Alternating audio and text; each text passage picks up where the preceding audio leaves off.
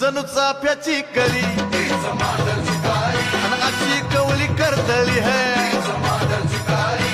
गुलाबाची पाकळी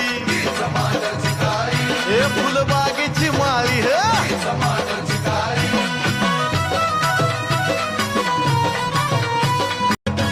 जणू चाफ्याची कली आणि अशी कवली करतली है गुलाबाची पाकळी हे फुलबागेची माळी है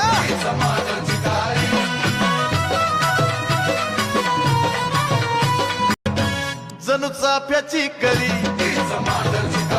आणि अशी कवली करतली है